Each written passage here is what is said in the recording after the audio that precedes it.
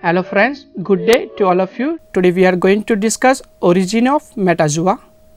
On a rough estimate, life began on earth about 3.7 billion years ago.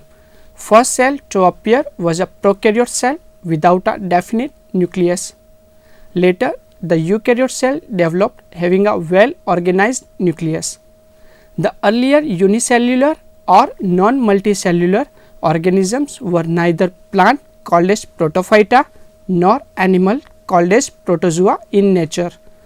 Ernst Haeckel called them protista, which may be defined as organisms usually of small size consisting of a nuclear apparatus, no definite nucleus, one nucleus or many nuclei in a cytoplasmic body which is not divided into cells. With an increase in complexity of life, multicellularity developed in plants and animals. As mentioned earlier, the term metaphyta is used for multicellular plants and metazoa for multicellular animals. Now we discuss pre-metazoan ancestors. There is no direct proof about the ancestors of metazoa, but all zoologists agree that the metazoans have evolved from some unicellular or acellular organisms such as protozoa. This is strongly evident by the facts of embryonic development, in which each metazoan passes from an cellular called as zygote to a cellular condition morula, blastula, gastrula, etc. A unicellular protistine individual performs all the functions of the living. From such a functionally complex single cell protistine arose the multicellular animals. But how single cell protozoa, which is evolved possibly 2000 million years ago, gave rise to the fundamental mysteries of evolution? It is difficult to solve it because the earliest metazoans, like most invertebrates, were soft body and left no fossils. Now we will discuss theories of origin of metazoa. Different views have been expressed by many prominent scientists from time to explain the evolution of metazoa from different groups of protozoa. All these views can be generalized into three principal views. The ancestral metazoan originated from a colonial flagellate through increasing cellular specialization and interdependence called as colonial theory. The ancestral metazoan arose from a multinuclear syncytial ciliate which became compartmented or cellularized by the appearance of cell boundaries called as syncytial theory. The metazoans had a polyphyletic origin from different unicellular groups called as polyphyletic theories. Let us see the different theories in details. A. Colonial theory. The colonial or flagellate theory is the classic and most frequently repeated theory of the origin of multicellular animals. It maintains that holocolonial flagellates like volvox were probable ancestors of the metazoans. This idea was first conceived by Beardsley, Lancaster and Haeckel, later modified by Mashnikoff and recently revived by Hyman. Colonial theory holds that multicellular animals came about through association of many one-cell flagellate individuals forming a colony. With increase in the number of individual cells, they become more and more specialized in structure and functions. Soon, individuality in the cells was lost and the whole colony itself became a single multicellular individual or a metazoan. The colonial theory has been greatly accepted since it conforms best with the facts of embryonic development. The belief in the flagellate ancestry of metazoa is also supported by several facts. The flagellates are a highly plastic group which is capable of great changes. In all probability, the entire plant kingdom and all other protozoan classes have originated from them. The flagellates show a great tendency of forming compact colonies, and this clearly resemble various stages in the embryonic development of metazoa. The metazoan tail sperm cell very closely resembles a modified flagellate. Therefore, the occurrence of flagellate or tailed spermatozoa throughout the metazoa is a clear indication of descent of metazoa from the flagellata. Flagellated body cells are common among the lower metazoans like sponges and coelentrates. Sponges produce flagellated larvae and also possess flagellated cells or choanocytes that closely resemble a choanoflagellate. In coelentrates, the endoderm cells have a tendency to give out flagella. According to the colonial theory, the metazoan ancestors were like existing freshwater volvocid phytoflagellates, but these are plants-like organisms having cellulose cell walls, chlorophyll and autotrophic nutrition and undergo reduction division following fertilization. The theory does not explain how these plants-like characteristics were lost during the course of evolution of the metazoan ancestors. However, this objection is met with by holding that probably metazoans arose from some group of existing zooflagellates having colonial organization similar to the volvocid phytoflagellates.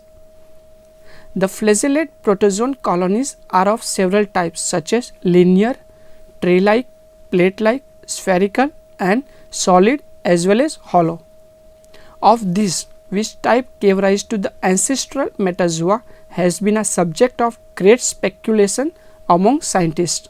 Now, let us see some of the views by the different scientists. First one is Lankester theory. According to Lankester, the ancestral metazoan was a morula-like solid colony such as Cyanura or Pandorina.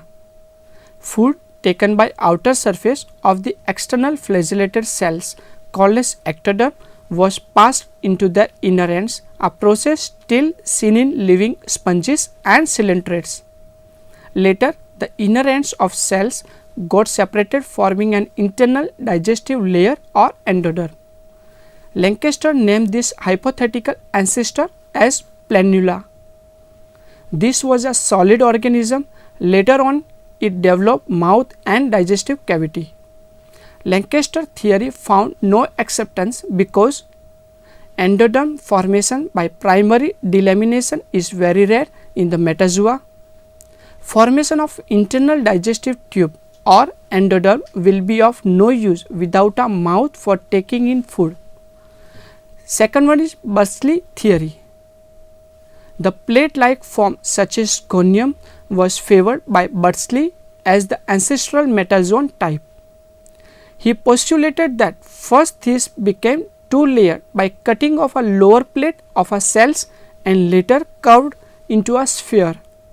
But this idea gets no support from the embryonic development of metazoans. Next theory is Haeckel's theory of Blasty and Gastry. The colonial theory is based mainly on Haeckel's theory of metazoan ancestry presented in 1874.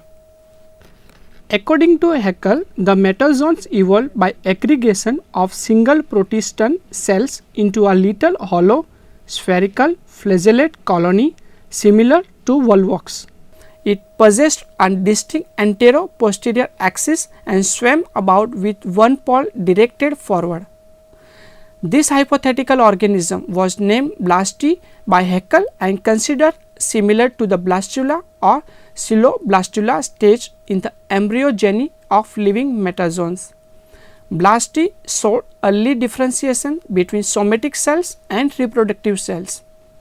Somatic cells were meant for perception, food capture and locomotion by the action of flagella. But certain cells were specialized to become sex cells, a process already seen in volvox. The embryonic archaeocytes of sponges and interstitial cells of coelentrates, which later become reproductive cells, are reminiscent of this same phenomenon. The Blasty invaginated at the posterior pole to become a double-walled sac termed Gastry by Haeckel. The inner endodermal sac thus formed was termed primitive intestine or archenteron, and its single opening to exterior primitive mouth protostoma or blastopore. The endodermal cells lining of the digestive cavity were relieved from perceptive and locomotory functions and became specialized for engulfing and digesting food for the whole colony. According to the famous gastry theory of Haeckel, a two-walled hollow gastry was a hypothetical common ancestor of all the metazoa.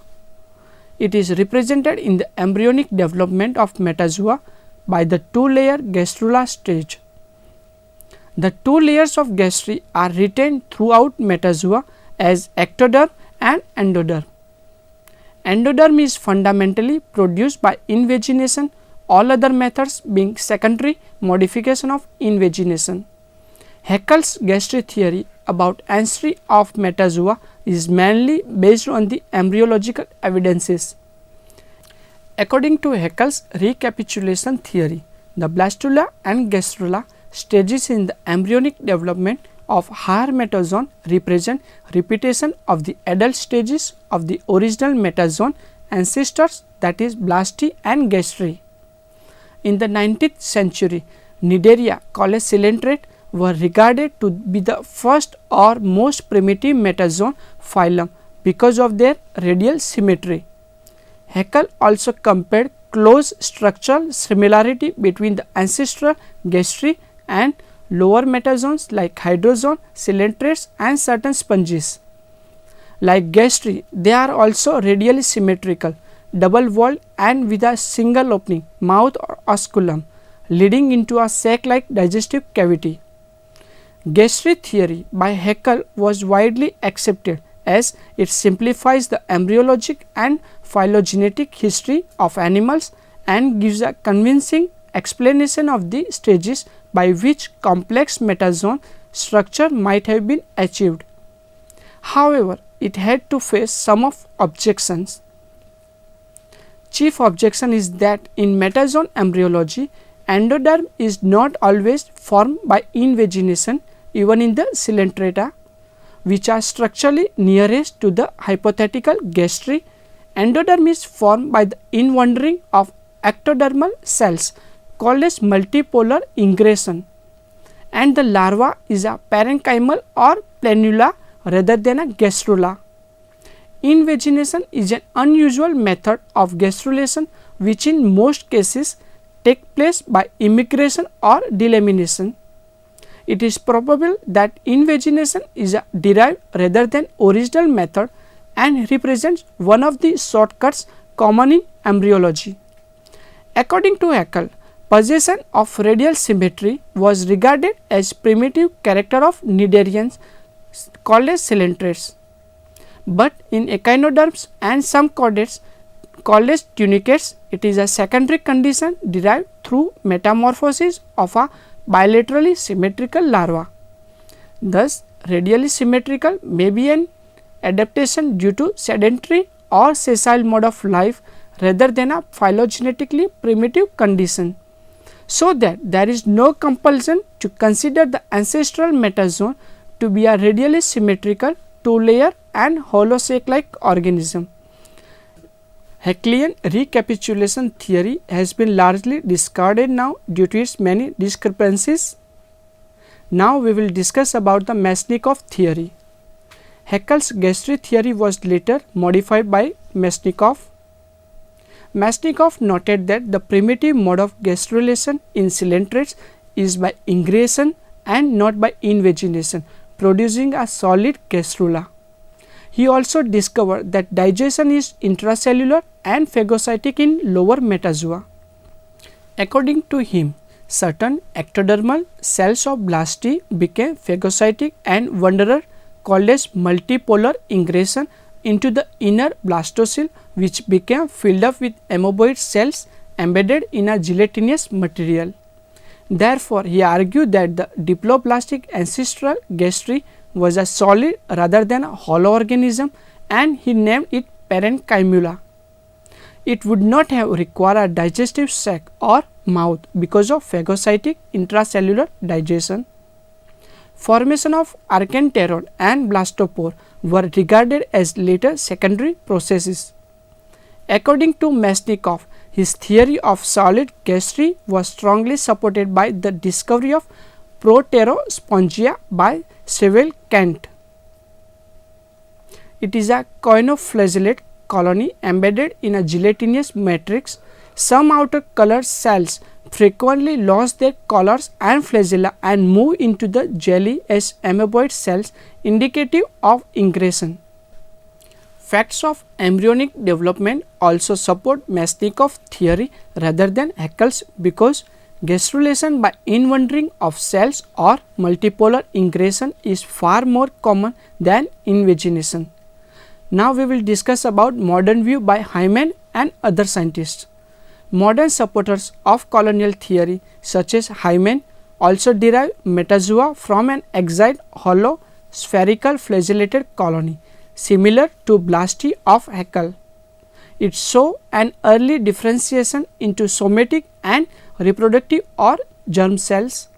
The somatic cells also became differentiated into locomotor, perceptive and nutritive types.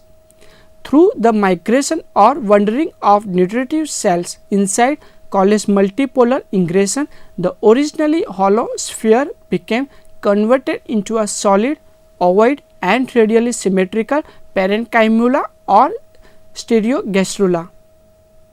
It had no mouth and no digestive cavity. Food was caught, as in protozoa, by the outer flagellated locomotor perceptive cells and passed to the inner amoeboid nutritive and reproductive cells for intracellular digestion. The anterior pole probably bore special sensory cells or a tuft of a sensory cilia. This hypothetical organism has been called the planuloid ancestor because of its close similarity with the planula larva of coelentrates. According to this view, the radial symmetry of coelentrates is primitive and derived directly from this hypothetical planuloid ancestor. Now we will discuss syncytial theory by Hergé. Resemblance between multinucleate ciliates and acalyous flatworms led Hansen and Hergé to propose a ciliate origin for metazoans. Their theory may be called the syncytial theory. We will discuss syncytial refers to the multinucleate condition in which cell membranes are absent between adjacent nuclei. The theory was first proposed by Sedgwick many years ago, but was ignored. Later, Jovan Hergé, a Yugoslavian, studied it for about 50 years and gave many logical reasons in its support. Hergé theory states that metazoa did not evolve by aggregation of uninucleate protistans, but by cellularization of a primitive multinucleate syncytial ciliate, thus producing a typical multicellular condition. Now let us see the main tenets of Hergé's theory. The ancestral metazoan was at first syncytial in structure and bilaterally symmetrical. It gave rise to acyl flatworms called as Turbellaria by process of cellularization.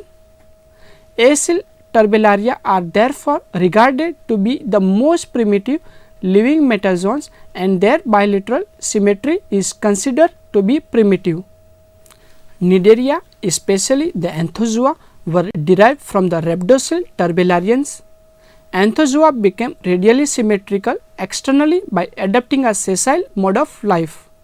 However, internally they still retain some of their ancestral bilateral symmetry as shown by stomodium, mesenteries and muscle bands. Accordingly, the radially symmetrical hydrozoa are not primitive but advanced than Anthozoa, and their structural simplicity is a secondary development.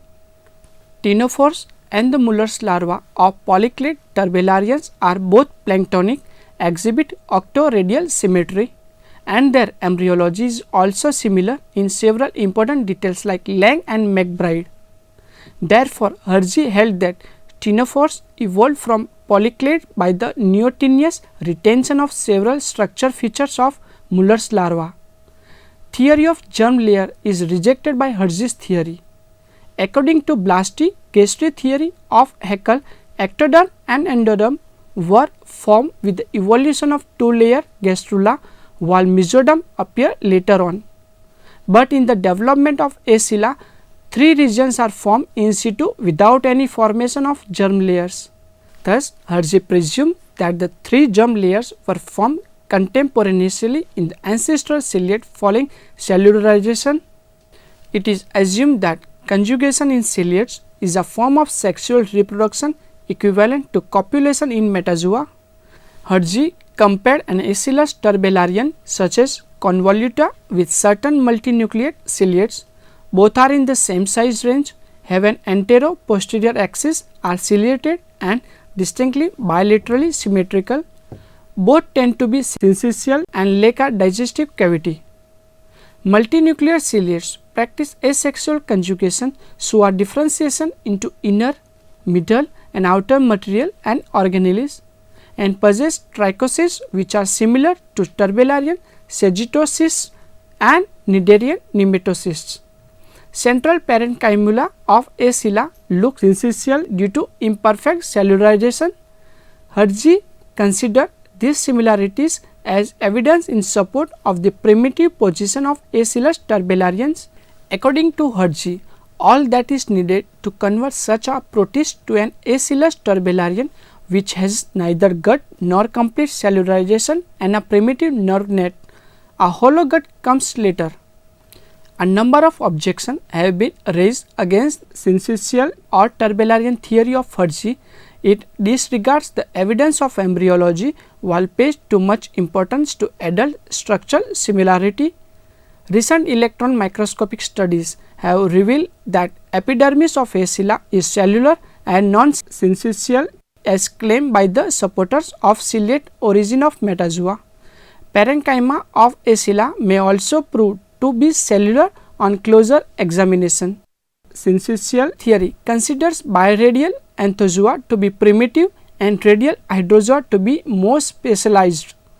This is based on the presumption that bilaterally symmetrical Aeschylus turbellarians are the most primitive living metazoans, but evidence show radial symmetry of coelentrates to be primary and not secondary evolved from a bilateral ancestor.